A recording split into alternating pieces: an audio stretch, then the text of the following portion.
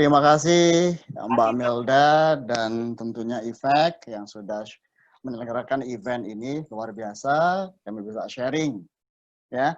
Tadi Mbak Melda sudah sampaikan terkait dengan konsep dasar atau kokohnya finansialnya. Nah, saatnya dengan waktu 30 menit atau 40 menit saya langsung ke praktisnya saja. Nah, praktisnya mulai dari mana? Nah, topik hari ini lebih konsen ya, terutama mengenal produk berpendapatan tetap atau bahasanya fixed income. Apa saja gitu ya. Tadi instrumen Mbak Melda sudah sampaikan, ada liquidity, ada stabilitas, dan ada pertumbuhan. Profilnya juga disebutkan, salam kenal ya dari saya Gembong Swito, bisa dipanggil Gembong ataupun Wito. Kesehariannya saya di salah satu aset manajemen ya, dan sebagai financial educator. Nah, untuk mengambil sertifikasi financial planning ataupun sisi investment di pasar modal. Dan secara prakteknya kesehariannya membantu para klien untuk melakukan investment dan portfolio strategiknya. Oke, sharing yang saya sampaikan cukup singkat, sederhana, ada 4 jenis. Pertama harus tahu nih produknya apa saja untuk fixed income. Karena tadi udah dijelasin, ya, ada fixed income, ada reksadana, ada saham derivatif, dan cryptocurrency. Saya mulai, karena topiknya ini mulai dari fixed income, ada 4 jenis yang nanti kita akan bahas, kita kumpas, dan kita elaborasi lebih detail lagi di sesi tanya-jawab. 4 tersebut adalah deposito, reksadana pasar uang, obligasi negara, ya, obligasi negara, ada sun, ada retail, dan reksadana pendapatan tetap. Dari keempat tersebut, apa sih ciri-cirinya, detail spesifiknya, persamaan dan perbedaan surat utang untuk retail. Kabar baiknya adalah obligasi negara retail Indonesia sekarang sangat mudah, sangat terjangkau. Mulai dari 1 juta itu sudah bisa untuk investasi. Dan investasinya nggak perlu ke bank, bisa secara online dan lainnya. Jadi pemerintah sangat concern sekali untuk membantu masyarakat untuk mempunyai akses dan kesetaraan agar mempunyai produk investasi yang aman dan nyaman. Yang ketiga, cara aksesnya bagaimana? Kalau saya tertarik, saya belinya bagaimana? Dan tentunya terakhir, tips berinvestasi dalam produk fixed income. Tipsnya bagaimana? Apakah beli, langsung ditahan, atau sampai jangka panjang, atau seperti apa? Yuk kita akan bahas. Kita mulai, tadi sedikit diulas sama Mbak Melda. Tidak ada investasi tanpa resiko, kawan. Nah, di sini ya semakin tinggi keuntungannya, maka semakin tinggi resikonya. Ini konsep dasar. Ada nggak misalnya return-nya tinggi, resikonya nggak ada? Atau resiko minim sekali? Yang selama kita praktek di lapangan, di produk-produk investment, itu secara normalnya itu pasti sebanding. Resikonya juga tinggi, return-nya juga tinggi. Nah, kita mulai dari mana? Paling dasar sendiri dan paling familiar, kita mulai dengan namanya produk deposito. Nah, ini produk perbankan. Setelah itu lanjut ke obligasi. Obligasi itu apa? Surat utang. Jadi pemerintah ataupun perusahaan yang terdaftar di Bursa Efek bisa memberikan surat utang. Ya. Apa benefitnya kita sebagai investor? Kalau sebagai negara, misalnya let's say negara butuh duit nih. Contoh, sekarang APBN kita 2.000. Dari pajaknya 1.300. Berarti ada selisih ya 700 sampai 900 misalnya, triliun. Itu didapat dari mana? Salah satu mekanismenya pemerintah mengeluarkan surat utang. Yang itu ada ya kuponnya. Nanti kita bahas satu-satu. Setelah itu ada produk yang namanya reksadana, saham, dan derivatif. Ya, hari ini kita akan kupas tuntas deposito dan obligasi. Karena kalau reksadana, saham, derivatif, nanti Efek nanti akan bisa memfasilitasi lanjutannya. Oke, kita mulai dari fixed income. Produk berpendapatan tetap. Teorinya apa? Ya, secara terminologi, sekuritas berpendapatan tetap itu adalah sekuritas atau aset, ya, surat berharga yang menjanjikan kepada investornya bahwa mereka akan menerima sejumlah arus kas spesifik pada waktu tertentu di masa depan. Contoh, ya pemerintah mengeluarkan ORI, nanti ORI terbaru ini, ya, kabar baiknya ORI 17, rate bunga atau kuponnya 6,4%. Nah, itu menarik nih. Tadi alternatifnya selain di tabungan untuk operasional, ada deposito. Nah, ini ada ORI 17. Nah, fungsinya produk fixed income atau perbankan tempat itu apa? Nah, fungsinya adalah satu, mengganti income pada masa pensiun atau sumber cash flow pemasukan.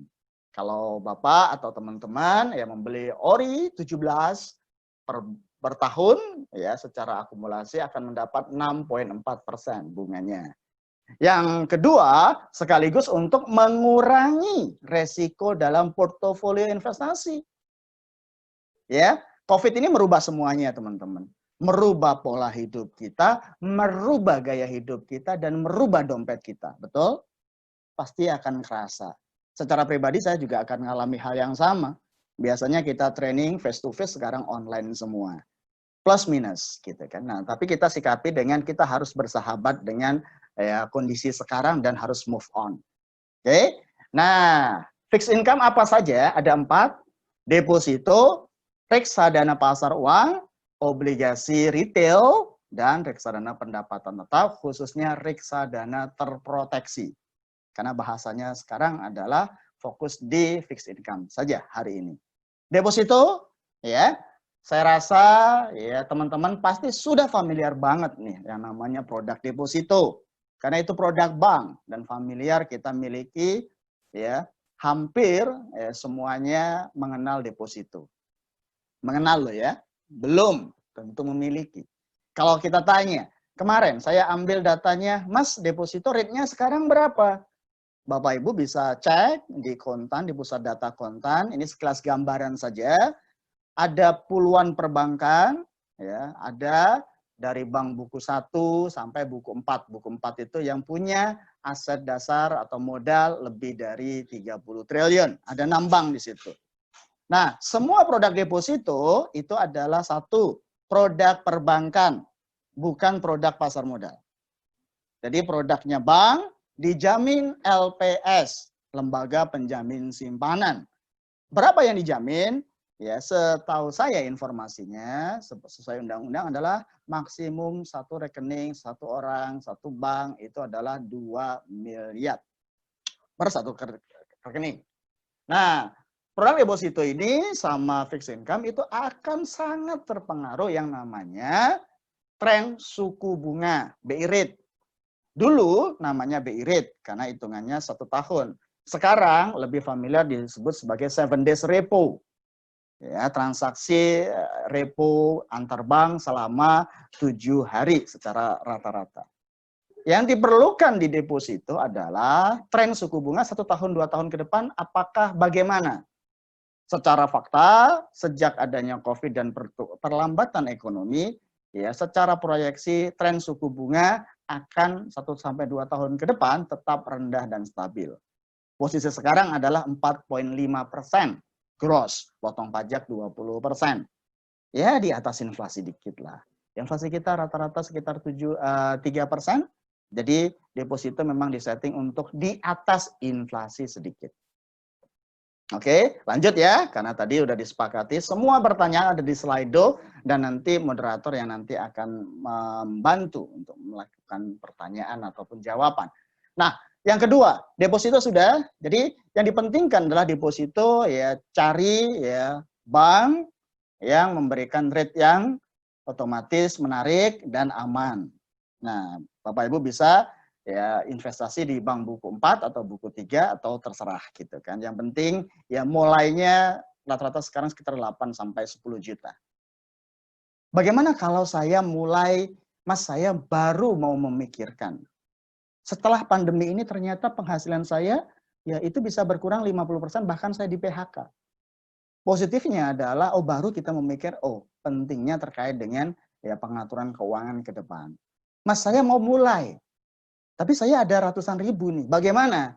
Nah, di sini ada namanya reksadana khusus untuk yang kita sampaikan sesuai dengan fixed income tadi, hanya reksadana pasar uang. Reksadana pasar uang itu adalah reksadana yang penempatannya full 100% di pasar uang. Isinya cuma dua, teman-teman, deposito dan obligasi kurang dari 1 tahun. Itu relatif sangat aman. Ya, bisa dimulai dari 100.000. Nah, mendapat rate berapa? Ya, sesuai dengan ya mendapatkan privilege ya. Kalau misalnya Bapak Ibu invest di aset manajemen, di reksadana, nah itu gotong royong. Nah, di kami misalnya punya dana kelolaan 300 miliar untuk pasar uang, maka kami akan dapat rate premium. Nah, reksadana ada jenis, banyak jenis, cuman kita akan fokus di reksadana pasar uang dan pendapatan tetap. Dan reksadana terproteksi. Ya, kita masuk reksadana pasar uang, money market. Money market berarti reksadana yang penempatannya 100% di pasar uang, deposito, ya, hanya di deposito dan obligasi kurang dari 1 tahun. Ya, di atas 1 tahun itu tidak masuk kategori pasar uang. Kenapa? Karena 1 tahun itu relatif lebih aman. Contoh, ya teman-teman, ya misalnya contoh Mbak Melda punya utang nih, ya, utang yang jatuh tempo 1 tahun, utang yang jatuh tempo 3 tahun. Kenapa? Ya paling prioritas adalah 1 tahun karena mendekati jatuh tempo. Harus dibayar prioritas pertama. Nah, itulah kenapa penempatan reksadana pasar uang itu di deposit obligasi kurang dari 1 tahun. Ya, ada 6 parameternya, ya, tabungan, deposito, pasar uang. Returnnya berapa? Sekarang proyeksinya adalah 4,5 sampai 5% net. Ya, di atas di deposito ataupun tabungan biasa. Yang menariknya adalah teman-teman tidak mahal, tidak ada biaya beli atau jual.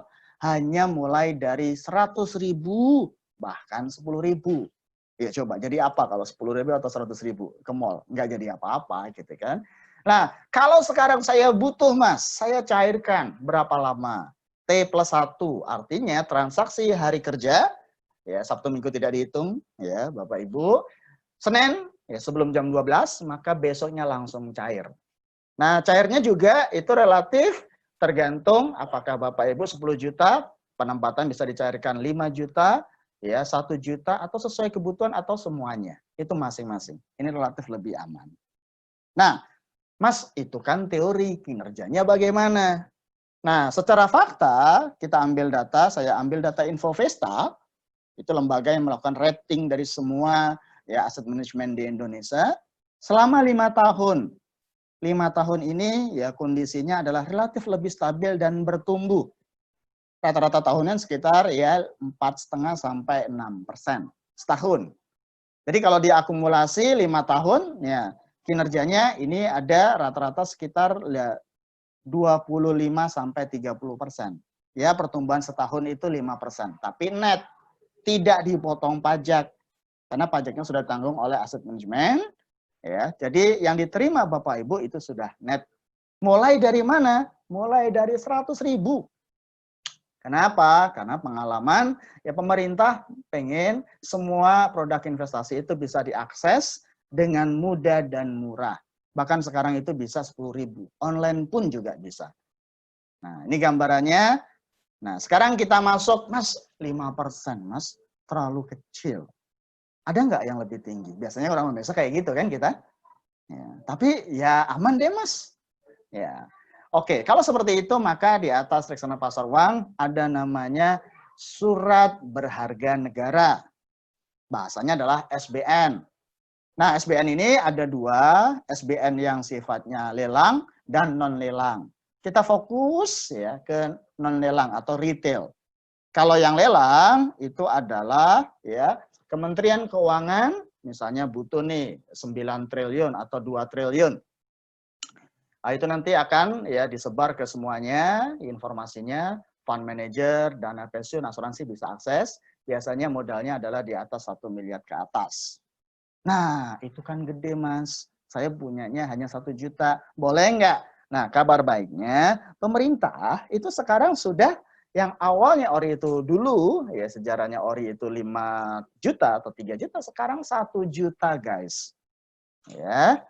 ORI, ya kita fokus ke 4 hal, obligasi retail negara, khusus untuk kita-kita sebagai pemula. Kenapa? Fondasi keuangan, ya itu hanya sekedar impian kalau tidak mulai action. Nah, actionnya, action dari sekarang. Mulai dari sekarang, 100.000, 100 juta itu sudah bisa. Nah, di sini ada obligasi retail negara, sebutannya ORI.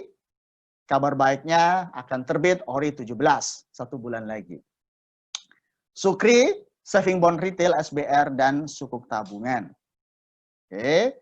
Nah, persamaannya apa dari semuanya? Satu, semuanya sudah ditanggung oleh negara. Karena yang menerbitkan adalah negara. Nah, dicantumkan yang namanya APBN. Itu sudah ada pembayarannya. Hasil penjualannya tentunya untuk membiayai keuangan negara. Contoh, kemarin Indonesia menerbitkan itu obligasi luar negeri, ya global bond, ya namanya pandemic global bond, itu ya dia keluarkan 4,5 miliar ya dolar. Itu setara dengan 68 sampai 70 triliun. Itu nggak sampai beberapa jam, itu langsung habis diserap, Bapak Ibu. Kenapa? Karena menarik sekali. Ya, dan denominasinya atau mata uangnya dolar, 4,5%, ya, selama 50 tahun.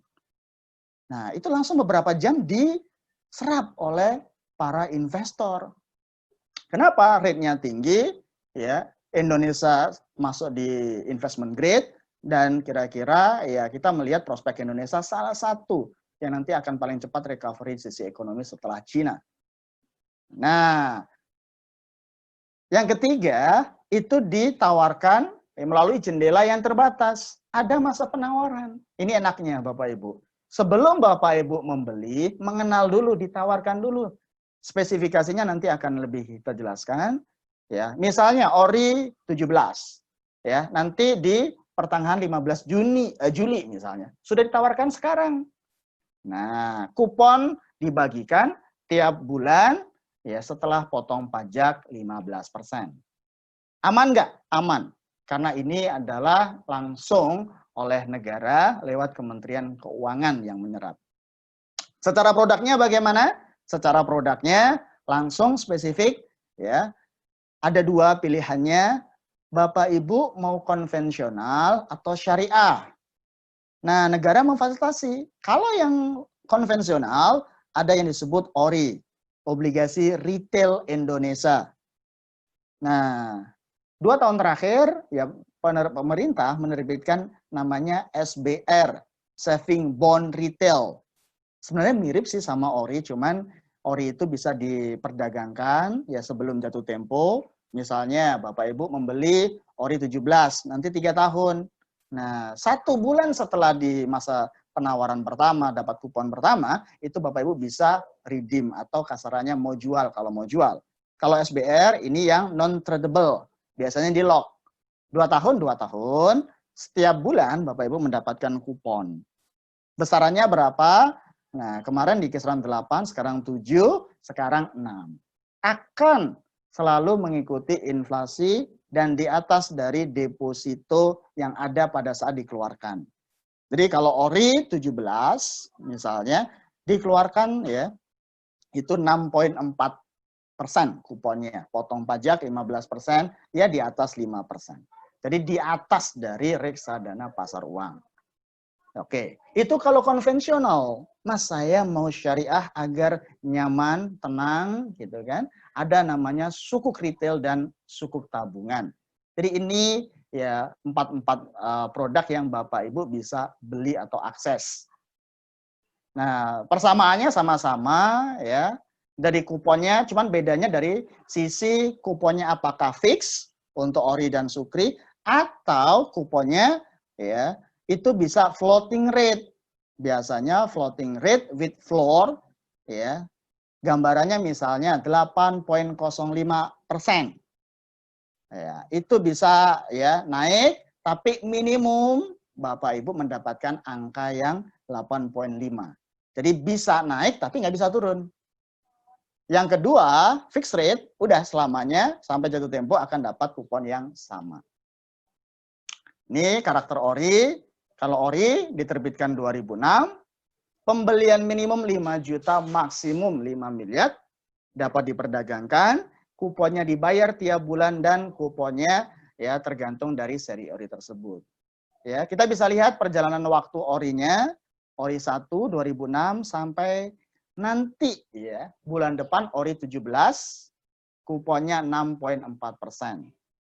Nah, ini kabar baiknya. Pemerintah ya menerbitkan yang namanya, saya ambil salah satu provider saja ya, penawaran obligasi retail atau ORI 17. Ini spesifikasi produknya. Jadi ya itu enaknya kalau kita mengenal lebih. Ya, kenapa? Karena di awal udah dikasih tahu. Minimum misalnya kuponnya 6,4% gross tahun. Ditawarkan 15 Juni sampai 9 Juli 2020. Oleh karena itu Bapak Ibu ya pasti sering mendapatkan broadcast, baik dari perbankan atau dari aplikasi yang lain. Jadi tawarin dulu nih, jenis kuponnya fix, yaitu 6,4. Ya, kupon pertama akan dibayarkan di tanggal 15 Agustus, 1 bulan setelahnya. Setelah itu pembayaran setiap tanggal 15, settlementnya ya. Setelah ditawarkan, dihitung sama pemerintah, nanti siapa yang dapat? Itu yang akan didapat di settlement tanggal 15 Juli. Tenornya untuk produk ORI 17 ini adalah 3 tahun. Nah, minimum pemesanan ini yang kabar baiknya buat teman-teman, buat kita semuanya, mulai dari 1 juta. Itu bisa. Maksimumnya, tapi 3 miliar. Kenapa dibatasi? Ada cap 3 miliar, saya mau invest 5 miliar deh misalnya. Karena itu tadi, pemerintah concern agar adil dan rata semuanya. Semua bisa menikmatin. Oke, nah pada saat ya, bagaimana saya memilih atau pengen tertarik Mas untuk membeli? Mitra distribusinya atau mitra penjualan sekarang banyak, lebih dari 20, bisa bank, bisa sekuritas, bisa fintech, ya misalnya di Tokopedia ataupun Tanam Duit, Investre dan lainnya yang sudah ditunjuk oleh Kementerian Keuangan sebagai agen penjualnya. Ini ORI mirip, pendekatan ORI, cuman bedanya adalah syariah, ya akadnya, akad ijarah. Nah, di sini mirip pendekatannya. Kalau yang kemarin SR11, sukuk retail, itu poinnya masih di 8,05. Pada saat itu, ya suku bunga rata-rata kisaran 6%. Nah, ini SBR juga sama, semua mulai dari 1 juta kabar baiknya. Nah, SBR ini yang non-tradable, jadi tidak bisa dicairkan kapanpun, dia harus dicairkan pada saat jatuh tempo. Dia mendapatkan bunga ya 8,05. Sukuk tabungan juga sama secara syariah. Oke, ada nggak Mas yang lebih? Ya, biasanya orang Indonesia kan kayak gitu, Pak. Tadi setelah deposito saya tahu, oke saya coba. Pasar uang, oke saya coba. Karena mulainya 100.000 atau 1 juta. Obligasi negara saya coba 1 juta. Ada nggak yang lebih? Nah, ini kita masuk yang namanya karakteristik reksadana pendapatan tetap. Kalau ORI itu sudah pasti, ya pergerakannya, kuponnya. Nah, reksadana pendapatan tetap yang saya sampaikan reksadana terproteksi. Apa itu? Reksadana terproteksi adalah reksadana yang penempatannya dibelikan obligasi, ya bisa negara, bisa swasta, ya ditahan sampai jatuh tempo.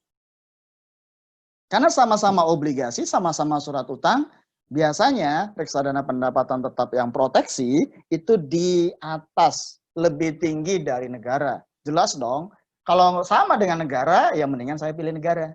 Bahasanya seperti itu. Pasti dia lebih tinggi sedikit pada saat itu. Kalau sekarang di 6,4 SBR-nya, SBN-nya, maka rata-rata di kisaran 7 sampai 8% sekarang. Gitu.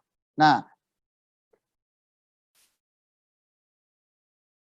sekilas perbandingan hasil investasi, ya, saya ambil inflasi. Kenapa? Ya, agar keuangan Bapak Ibu tercapai, inflasi tiap tahun itu berubah, berbeda.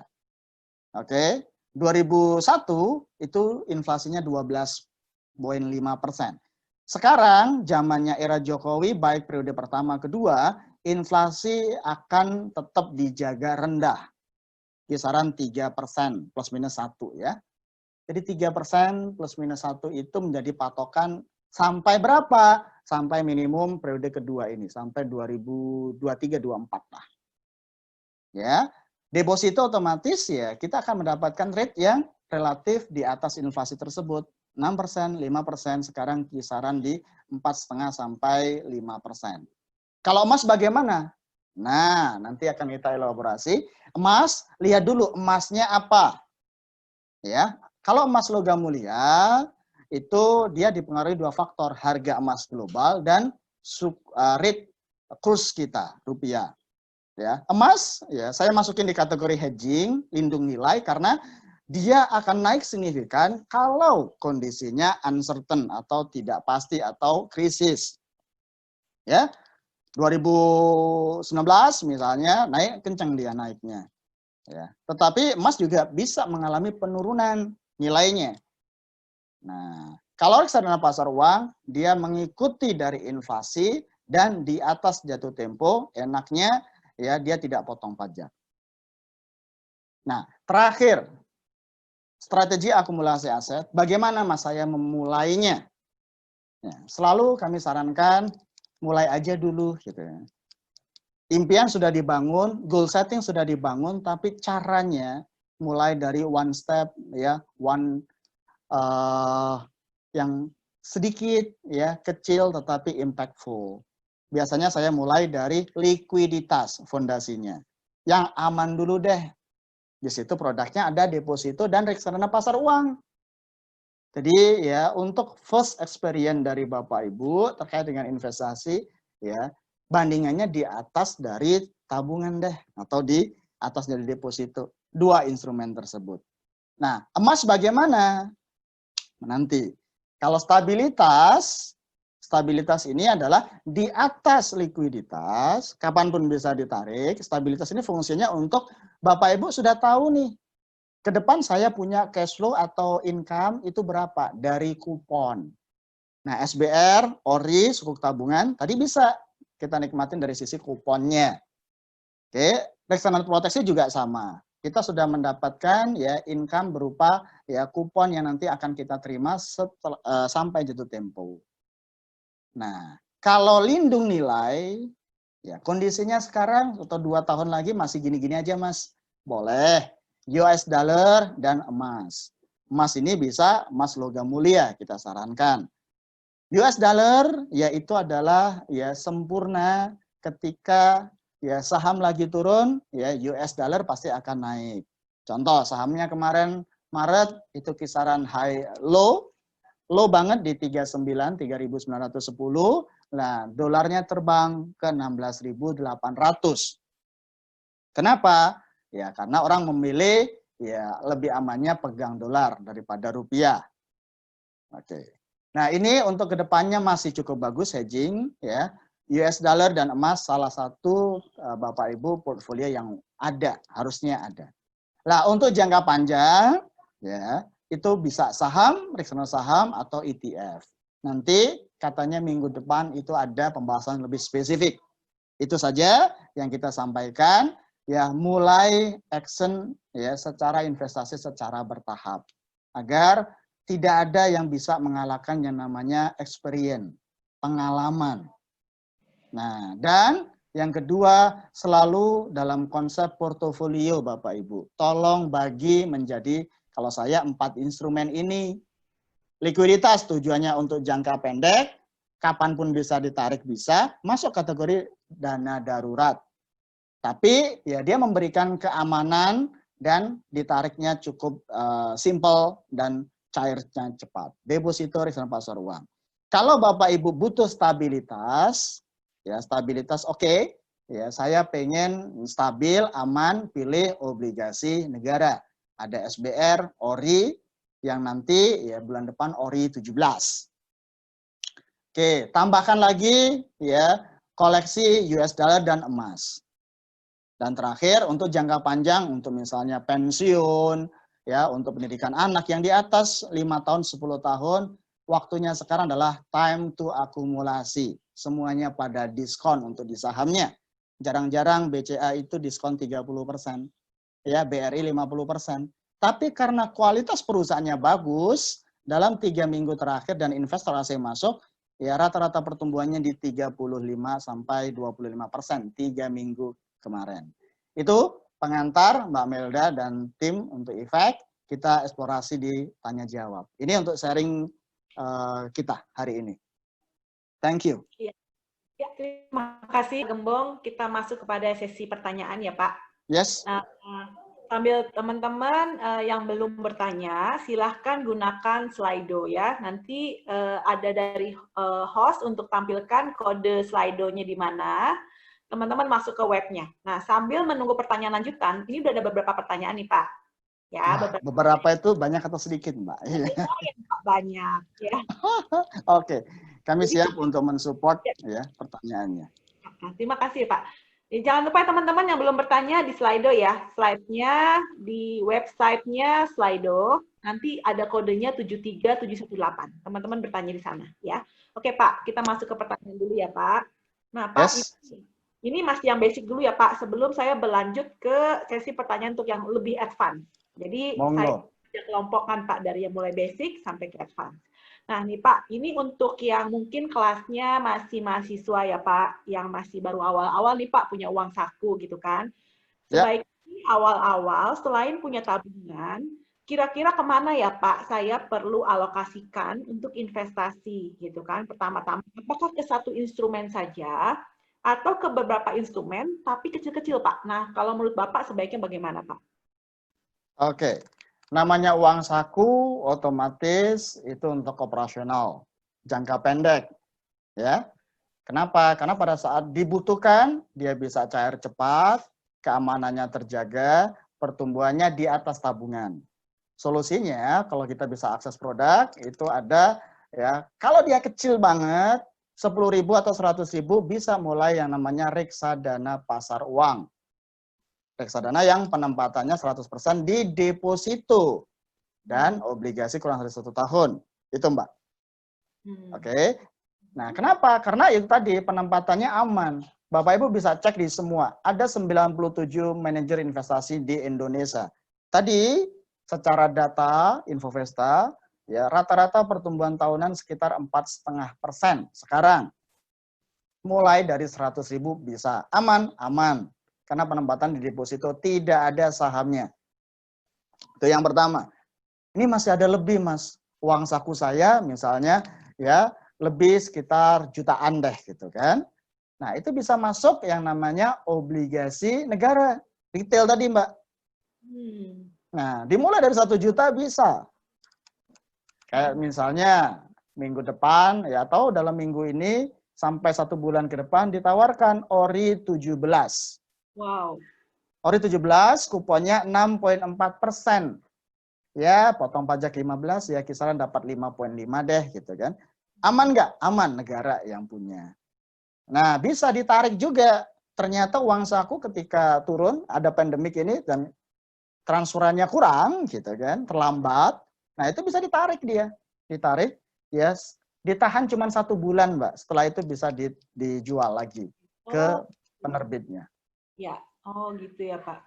Ya, instrumen 2 itu Mbak yang bisa kita infokan. Yang lain belum, jangan. Jangan dulu ya Pak, perlu belajar. Jangan. Iya. Baik Pak. Nah Pak, kalau tadi kan Bapak bilang reksadana pasar uang ya Pak dan obligasi. Tadi kan kalau obligasi langsung dicairkan ya Pak, tunggu sebulan. Ya.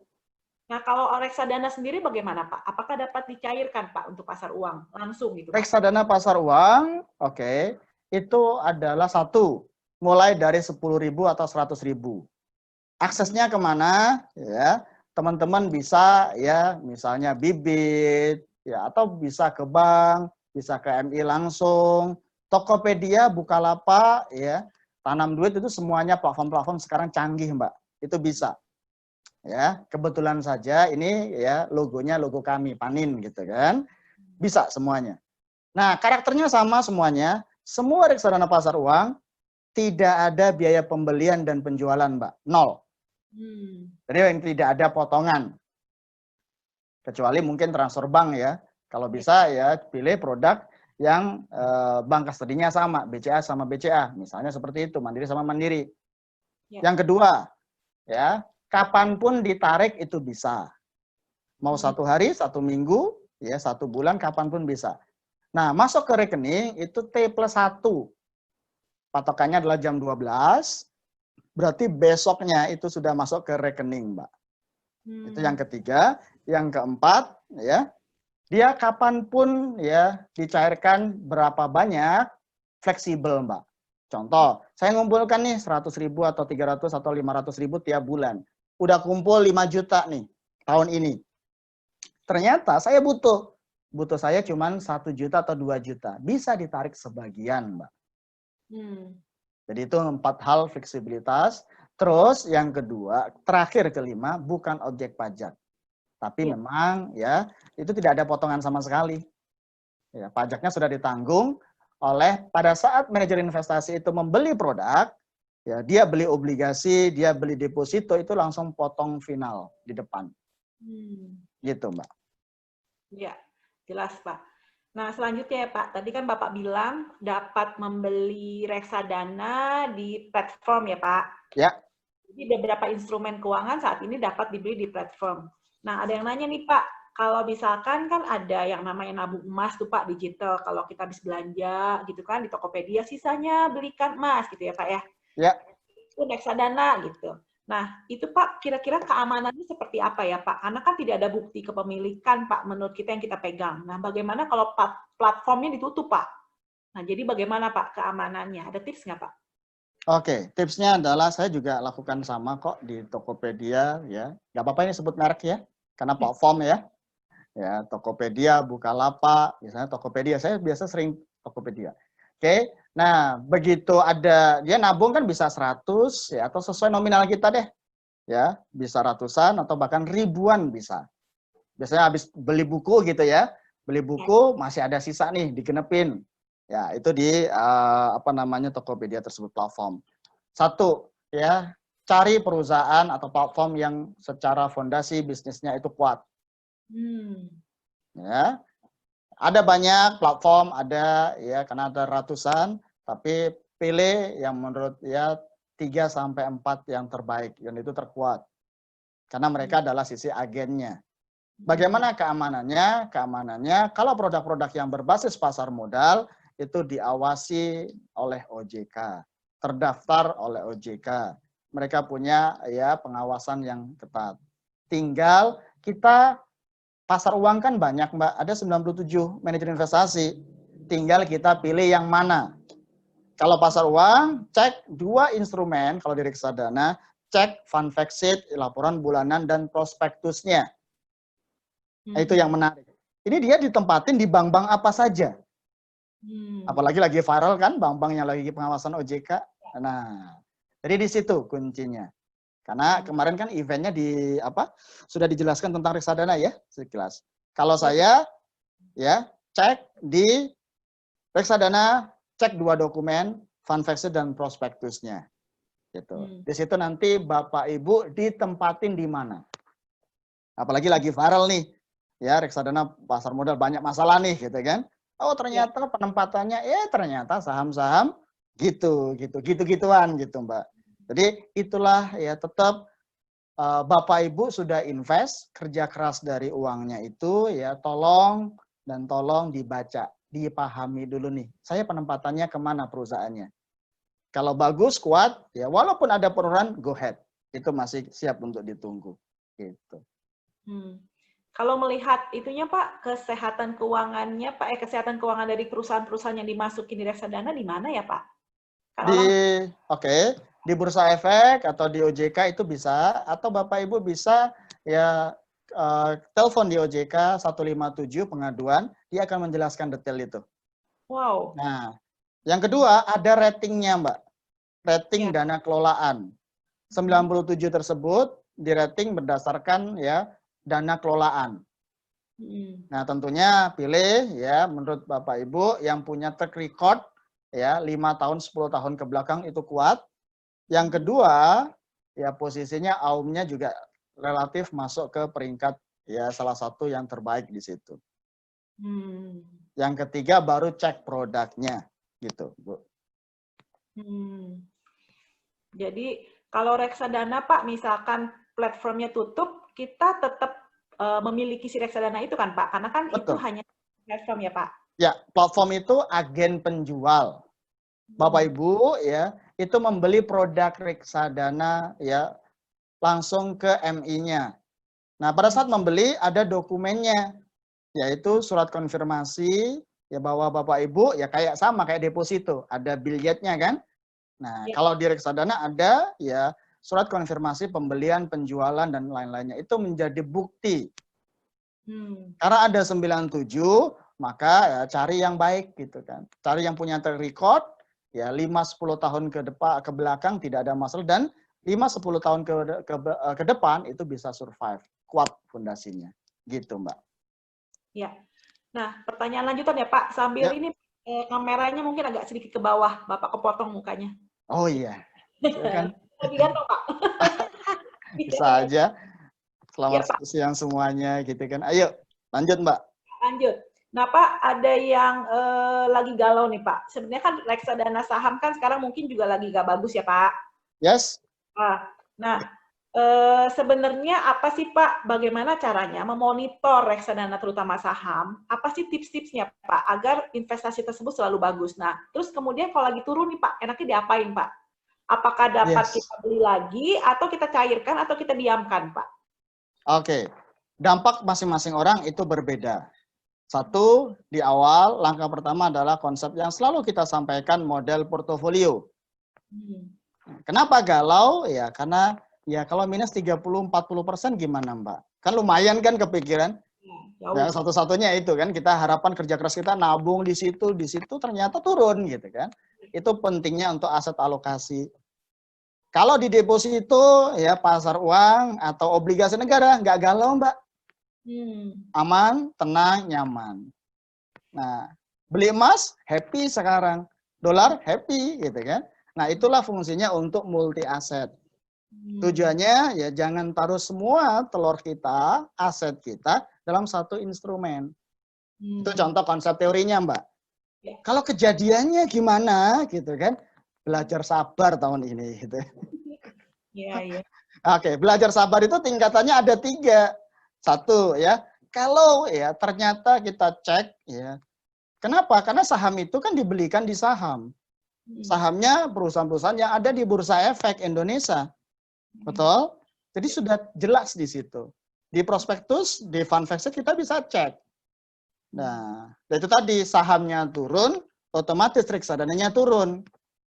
Apa yang dilakukan? Pertama adalah ya, satu, kalau kita nggak punya apa-apa, dalam arti udah itu satu-satunya tahan. Karena secara fakta ya, dari pengalaman ya, dari Great Depression di Amerika 1929 itu menyatakan rata-rata krisisnya itu rata-rata 6 sampai 18 bulan. Setelah itu pasti ada recovery-nya. Nah, berarti langkahnya adalah tunggu. Sabarnya dipanjangin karena memang orientasinya ya di atas 3 tahun.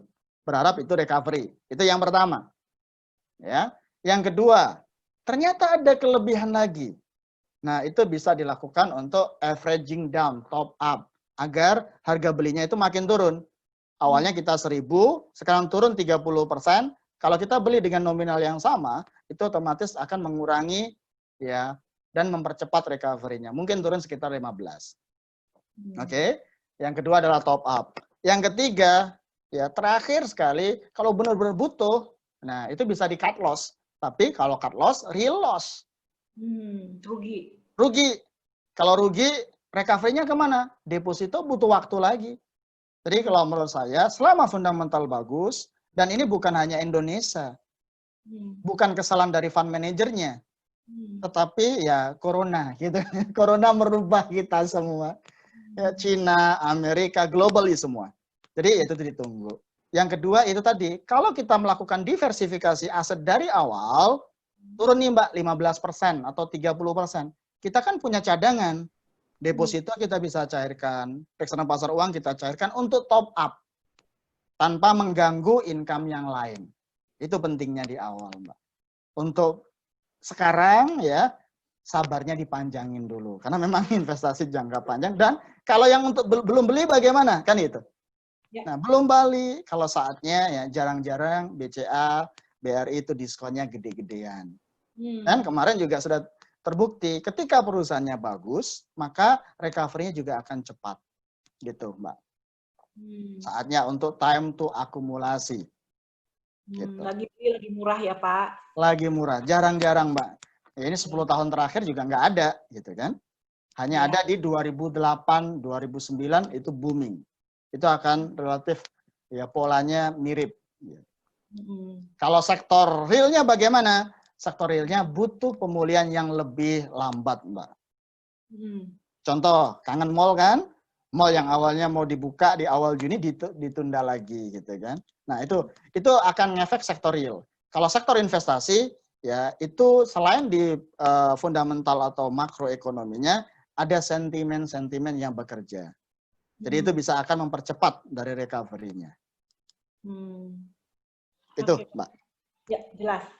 Jadi nih Pak, kalau misalkan nih sekarang ini kan dengan duit yang terbatas ya Pak di situasi pandemi, ya kan? Tapi kan kita perlu lagi alokasikan untuk dana darurat ya Pak ya. Karena kan nggak tahu ya pandemi seperti apa ke depan. Nah Pak, kira-kira jadi baiknya di mana Pak nyimpan uangnya Pak?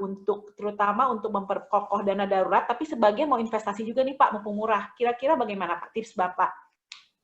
Oke, nanti itu akan satu ya tergantung dari risk profile-nya. Ya, risk profile itu ada agresif, moderat, konservatif. Kalau saya ini dana darurat saya ya tidak mau berkurang nilainya, udah pasar uang atau deposito, just it, aman. Cash is the king pada saat ini. Ya, kalau misalnya Mas saya mau tumbuh, oke, bobotnya bisa dimain kayak masalah bobot saja Mbak. Tetap 3 instrumen itu, cuman bobotnya diperbanyak 70-80% di instrumen yang ya liquid yang aman. Sisanya 20% atau 10% baru secara bertahap ke investasi. Itu bisa. Karena ya syarat dari dana darurat itu adalah satu keamanan ya dan likuiditas. Jangan sampai diperlukan itu ternyata nilainya turun. Ya. Gitu. Jadi itu nanti akan tergantung masing-masing orang, ya main di bobotnya saja. Oke, selanjutnya ya Pak ya, masih terkait dengan ini dulu ya Pak, nanti setelah sesi tentang instrumen keuangan, mungkin ada beberapa yang nanya tentang keuangan pribadi nih Pak. Nah Pak Gembong kan juga seorang CFP ya Pak, jadi boleh bantu ya Pak untuk bahas keuangan. Ya baik Pak, masih sedikit Pak tentang masih obligasi dulu. Nah Pak, kalau misalkan beli ori nih Pak 17, itu kira-kira apa Pak resikonya dan tips keamanannya Pak? Karena kan udah mulai mau di launching ya Pak. Ya. Yang kedua ya, satu tipsnya adalah ya ada mitra distribusi ya, itu sekitar lebih dari 20. Bisa bank, bisa fintech ya. Dan fintech pun itu terpilih, bukan asal-asalan. Jadi syarat utama mereka harus mendapatkan izin dari ya Kementerian Keuangan, dan itu pastinya sudah terpilih. Nah, tipsnya adalah yang mudah, aksesnya murah gitu kasarnya, karena nominalnya sama. Ya, kalau teman-teman lebih confirm untuk di bank, bisa di bank, tinggal bank yang menjual. Tapi kalau milenial sekarang itu biasanya startup, gitu kan, platform. Nah, itu aman, gitu. Welma tadi bisa BCA, terus Investre, Tanam Duit, ya. Bareksa itu semuanya Pak, itu bisa gitu. Aman nggak? Aman. Kenapa? Karena mereka mendapatkan izin atau lisensi untuk menjual produk tersebut dari Kementerian Keuangan. Di situ Mbak. Tinggal ya cepet-cepetan. Biasanya kan orang pada saat akhir-akhir kan ditawarkan nih 15 Juni sampai 14 Juli. Kita kan biasanya menunda di akhir-akhir. Khawatirnya kehabisan Mbak misalnya atau prioritinya berbeda. Karena di situ masing-masing slotnya ada. Iya Pak. Ya siapa cepat dia dapat lah gitu kan. Gitu. Nanti mungkin Bapak di akhir dapat berikan caranya ya Pak ya, kalau mau beli itu bagaimana maksudnya ya Pak. Karena gini Pak, kalau khawatirnya kalau beli di platform nih Pak, ada alternatif nggak Pak selain di platform? Pertama Bank. kalau kan, ya mau ke bank Pak, gimana Pak caranya? Ya, kalau ke bank pasti akan dihubungi oleh RM-nya atau hubungi bank atau kontak bank. Pasti ada flyernya. Di situ dihubungin aja. Karena nanti kalau kita kasihkan aksesnya langsung, nanti dikira endorse, Mbak. Gitu. Iya benar Pak. Yang penting bisa ke bank, berarti sama ke platform gitu ya Pak ya. Yes. Oke. Ya. Kalau bukti kepemilikan nih Pak, obligasi Pak, kan Ya. ada yang atas nama kita ataupun tidak ada nama ya Pak ya, gitu kan. Yep. Nah, di platform bagaimana Pak? Kalau HP-nya hilang gitu loh Pak. Oke, semua media itu pasti sekarang sudah paperless. Ya. Jadi semua pasti ya, kalau menurut saya ketika ada nanti bukti konfirmasi transaksinya disimpan di cloud. Aman. HP mungkin bisa hilang kan, tapi cloud kan nggak bisa. Kalau diakses Pak HP-nya orang lain? Pasti security-nya sekarang aman, Mbak. Ada ya, ada ketentuan segala macamnya ya Pak ya. Yes. Kita berpikir positif dulu, gitu kan. Kita punya dulu nih, gitu kan. Kalau bicara resiko nggak punya, gitu dinainya. Ya, tapi yang penting pasti sudah ada proteksi dari awal ya Pak. Oleh Siap. Ya. Oke. Nah Pak, sekarang lanjutnya ke ini ya Pak, ke yang dibilang nih Pak, pertanyaan tentang yang terakhir untuk investasi. Sebenarnya mana sih Pak yang paling bagus untuk jangka panjang? Jangka panjang ya Pak ya.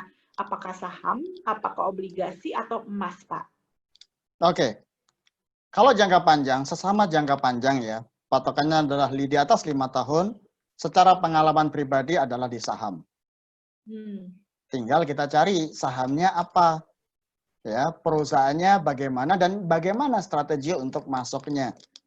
Ya. Nah, barusan tadi ya, pagi itu aku ya, strategi untuk memilih saham gacuan. Nah, itu banyak sekali gitu. Nah, mumpung saat ini murah. Nah, kenapa? Emas itu untuk hedging. Kalau dia kondisi menurut teman-teman ekonominya tidak stabil, ya, setahun 2 tahun ke depan, emas masih mungkin di atas 2 digit. Tapi ini sekarang sudah tinggi dan relatif pertumbuhannya juga akan terbatas. Tapi kalau di posisi saham ada 2 keuntungan. Pertama adalah dividen. Nah, Bapak Ibu juga bisa mendapatkan, ambil saja. Nggak usah kita simpel. Di IDX itu ada IDX High Dividend 20.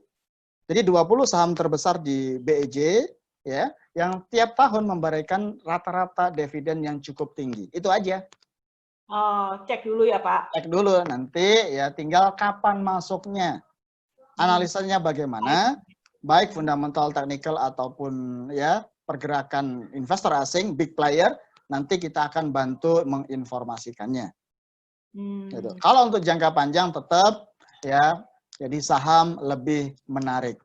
Kalau untuk jangka pendek ya, tadi ya instrumennya akan emas ataupun US dollar ataupun deposito. Itu Mbak.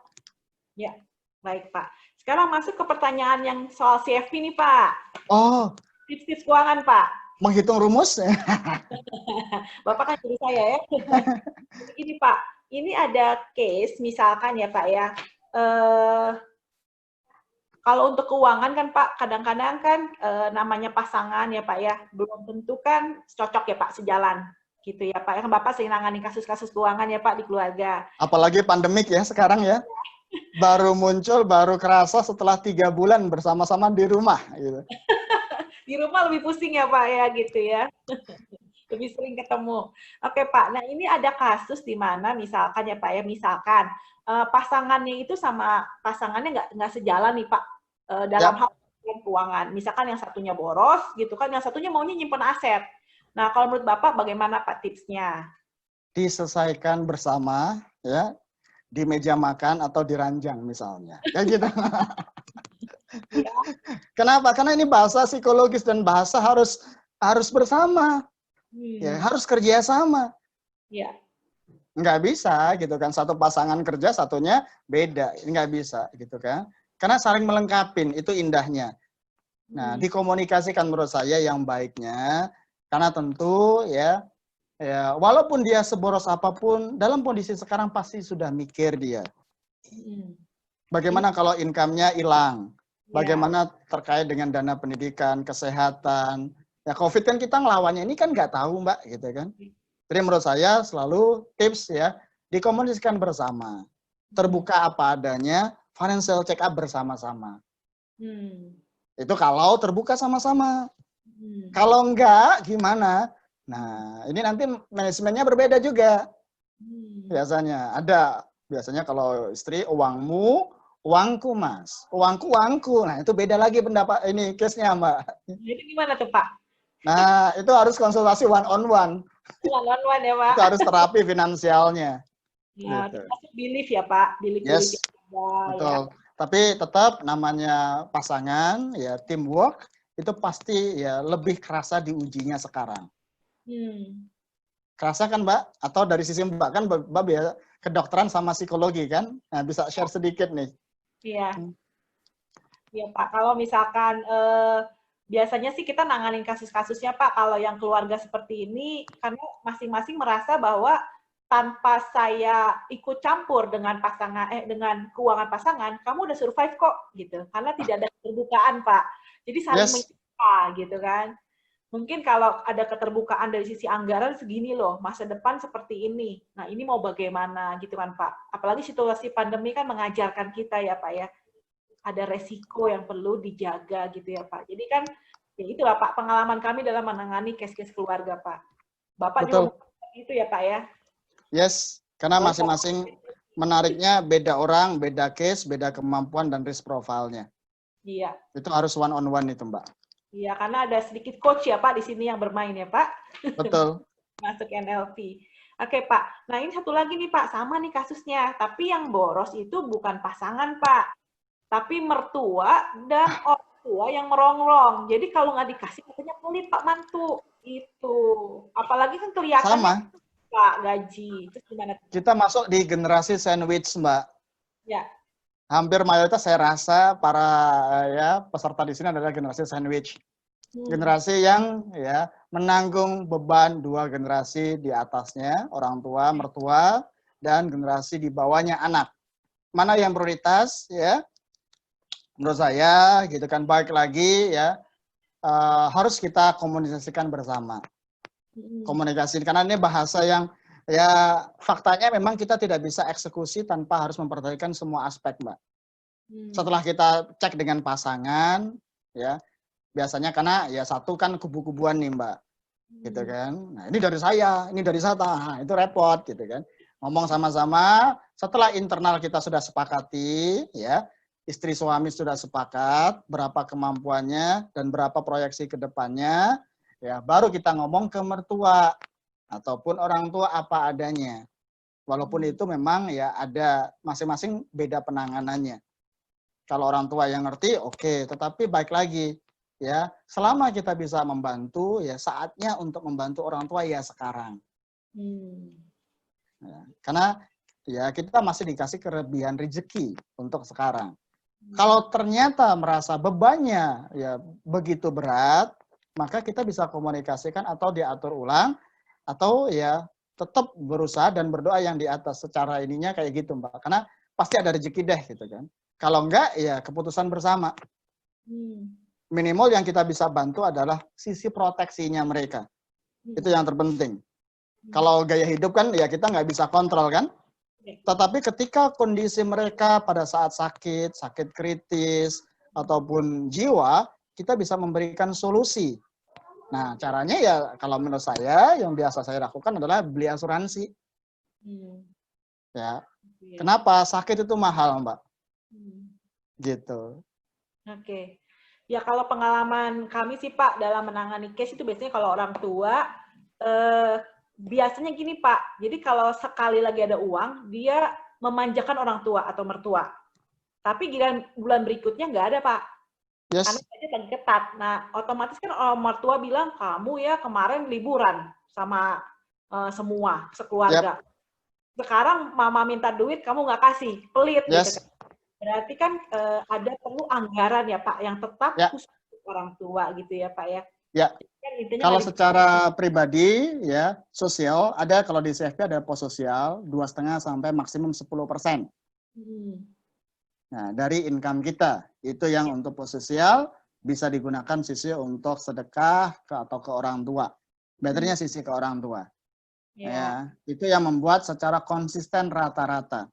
Tapi kalau kita buat udah ya tinggi, ya nggak konsisten, orang juga berpikir, oh kamu biasanya setorannya 20 juta, gitu kan. Udah nyaman, Mbak, gitu kan.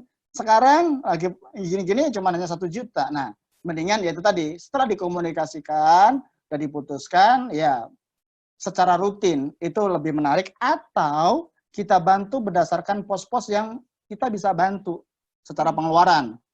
Misalnya itu yang lebih ini ya, listrik, operasional dan lainnya kita bisa bantu, atau sisi proteksi atau ininya. Itu Mbak. Ya, menarik Pak. Jadi ya bahaya sih kalau memang sekali gede nanti berikutnya enggak ya Pak ya. Iya. Dianggarkan. Bahkan kalau boleh mungkin memberikannya itu sedikit di bawah anggaran supaya apa? Pada saat dibutuhkan yang besar ada kelebihan dari anggaran tadi ya Pak yang dapat diakumulasi gitu ya Pak ya. Betul, karena kita manage yang namanya ya ekspektasi, resiko gitu kan. Ya. Kalau ekspektasinya sudah besar, wah ini mantuku ini pinter ini Mbak Milda gitu kan. Ya sebulan berapa puluh juta. Nah itu yang bahaya gitu kan. Oke, lanjut ya Pak ya. Nah lanjut. Ini misalkan nih Pak, tadi kan Bapak sempat nyinggung-nyinggung ya Pak ya soal asuransi ya Pak ya. Betul. Kalau dari sisi investasi Pak di asuransi, terutama yang unit link mungkin ya Pak ya. Ya. Nah kalau menurut Bapak bagaimana Pak? Mendingan kita investasi di asuransi atau investasi di instrumen Pak? Oke, itu indahnya kalau kita ngerti produk Mbak. Ya. Asuransi itu kalau secara fungsi ya tujuannya adalah proteksi. Investasinya itu adalah membantu kalau misalnya dalam jangka panjang kita ya itu ya diinvestasikan ke dalam aset-aset misalnya saham, obligasi ataupun money market, kan sama ya, reksadana atau unit link itu sama gitu kan. Cuman nah dia harus tahu juga lihat market ke depannya bagaimana. Yang kedua, ya kalau kita bisa tahu di sisi unit link, indahnya unit link gitu, itu bisa kita combine. Contoh nih saat hari ini unit link juga akan nilainya turun karena diinvestasikan di saham. Nah kalau kita masuk top up sekarang misalnya, nah nanti ya gainnya itu akan bisa membantu pada saat nanti cuti premi ataupun bahkan kita nggak membayar premi. Tujuannya di situ Mbak. Tujuannya adalah membantu kita pembayaran preminya itu tidak dilakukan terus-menerus. Dengan investasi kan mendapatkan return nih, gain. Gain itu nutup untuk biayanya. Teorinya gitu. Tapi ketika konsepnya, ya beli produk, instrumen dasarnya unit link, beberapa produk. Ada basisnya equity, ada basisnya fixed income. Itu yang kita sarankan. Lebih jelasnya, ya komunitas efek yang nanti bisa membantu. Sesuai dengan bidangnya. Itu Mbak. Ya, jadi kalau biasanya Pak yang kami sering berikan pemahaman bahwa asuransi unit link sebenarnya khusus untuk proteksi ya Pak ya. Karena kenapa? Kebanyakan orang investasi itu malah ke unit link Pak. Jadi lupa Pak investasi di instrumen yang sebelumnya. Nah itu kan bahaya ya Pak ya. Kenapa? Karena kan di proteksi jadi nggak maksimal, instrumen investasi jadi nggak maksimal. Dan ujung-ujungnya jadi melupakan fungsi keduanya Pak. Secara yang berbeda. Menunjang. Karena faktanya ya secara market atau aplikasinya investor itu lebih suka untuk yang manisnya. Ekspektasi return-nya. 5 tahun, 10 tahun nggak bayar lagi. Ya. Tapi ya bintangnya adalah kalau investasinya bagus. Ya. Di situ kan. Akhirnya ekspektasinya itu bukan ke fungsi dasar diproteksi. Ya. Nah, menggunakan unit link juga kalau momennya tepat yang sekarang, nah itu bagus. Itu asal itu tadi diversifikasi asetnya. Nah, karena money market terus unit link yang basisnya obligasi, dia pasti positif untuk tahun ini, Mbak. Iya. Gitu. Oke. Jadi saya simpulkan bahwa sesuai keterangan Bapak tadi, kalau investasi kita di unit link bukan untuk investasi yang sesungguhnya ya Pak ya.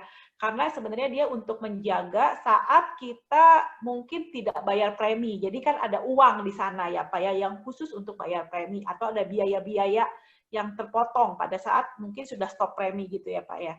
Tapi kalau investasi mungkin sebaiknya tetap ada instrumen yang 4 tadi ya Pak ya. Yang 4 yang tadi ada hedging, ada likuiditas. Nah, itu semua kan perlu untuk diversifikasi risiko, betul ya, Pak? Ya, keduanya harus punya. Ibarat investasi itu gas. Ya. Kayak mobil kan ada gas, ada remnya. Ya. Itu agar ya kita balance atau seimbang. Ya, fungsinya untuk gas ya memang untuk pertumbuhan. Caranya gimana? Aset alokasi. Karena kan kita tidak tahu konsumen investasinya yang mana. Kebetulan tahun ini equity dan basisnya equity yang kena. Diskon 20, 30, sampai 50%. Buat yang belum masuk. Ya, yang sudah masuk sudah merasakan. Tapi yang belum, opportunity. Baik lagi ke normal, itu sudah mendapatkan gain yang lumayan. Nah, proteksinya kita ambil di sisi, ya memang tujuannya proteksi, remnya. Nah, tinggal tahu isi dari ya unit link tersebut. Nanti akan tim efek yang akan jelasin ya Mbak ya, lebih jelasnya di situ. Baik Pak. Pak, untuk pertanyaan, sesi siang ini sudah selesai Pak, tapi saya yakin sebenarnya teman-teman masih banyak yang perlu nanya nih Pak. Nah, mungkin untuk sesi-sesi selanjutnya, Bapak kan ada nih Pak di grup WAG ya Pak ya. Di Thank you, ya.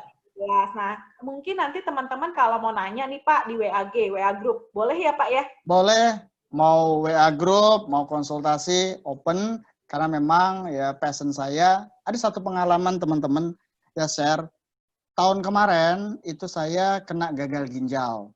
Mungkin masih muda ya Bu ya, tapi udah gagal ginjal, cuci darah, fungsi ginjalnya masih ya sempat mendekati 4% Mbak. Nah, kalau 4% masih dikatakan ya masih dikasih kesempatan untuk sekarang. Jadi memang passion saya untuk berbagi. Apa yang bisa saya bagi, ya ilmu apa yang bisa saya bagi, insya Allah saya akan berbagi. Karena memang tujuan saya untuk educate, gitu Mbak. Itu dari saya, dan mungkin kalau kurang-kurang atau ada penyampaian yang kurang pas secara pribadi, ya saya mohon maaf dan thank you banget udah diundang sama Efek. Gitu. Ya, terima kasih juga Pak sudah bersedia mengisi. Nah Pak, untuk statement Pak, statement tips ini Pak, tips bagi teman-teman nih Pak sebelum kita tutup acara. Tipsnya ya saya kutip dari Ray Dalio, itu adalah salah satu ya hedge fund terbesar di dunia. Ya, kapan waktu yang tepat untuk investasi? Jawabannya adalah sekarang. Ya, posisinya ya. Apalagi kalau pada saat krisis. Saat krisis, ya itulah saat terbaik untuk investasi. Karena banyak barang murah, kualitas bagus, harganya murah. Ya, teman-teman ketika investasi, satu hal yang tidak bisa disubsidi, ya digantikan, itu adalah ya experience, dengan pengalaman. Ya, teman-teman juga sudah cukup bagus, kita belajar dulu, kenal dulu sebelum investasi.